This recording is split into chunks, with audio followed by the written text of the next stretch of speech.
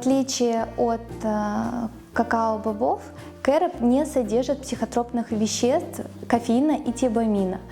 Кофеин не рекомендован детям до 3 лет, а также беременным и кормящим, потому что будоражит нервную систему, воздействие прямо на мозг. Я сама как мама могу сказать, что ребенок после того, как поест маленький кусочек покупного шоколада, где-то в гостях кто-то угостил, он становится прям неуправляемый. Вся энергия, она выплескивается вот в течение 5, 10 или 15 минут. Если я даю ему конфетку из кэроба, нет такого скачка энергии. То есть энергия распределяется на какой-то промежуток времени. Кэроп — это просто сундучок с витаминами.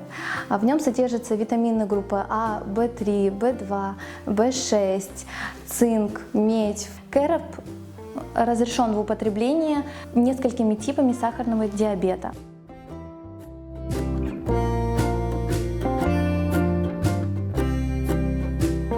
Финик – очень значимый фрукт у нас в религии. О финиках упоминается более 20 раз в Коране, также упоминается в хадисах, потому что финик является одним из лидеров фруктов, где преобладают полезные микроэлементы.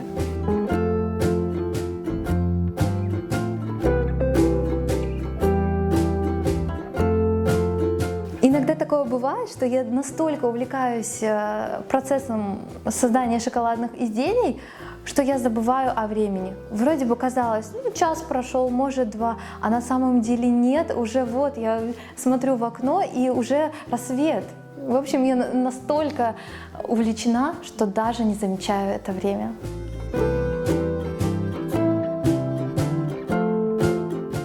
Конечно, мощная поддержка — это моя семья, мой муж, особенно перед календарными праздниками.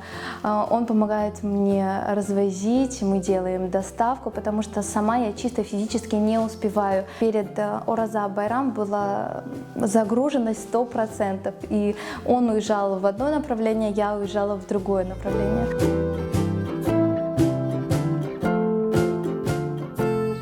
Меня просто гипнотизирует та нить шоколада, которая стекает с лопатки, когда я темперирую его. Я просто без ума от этого процесса.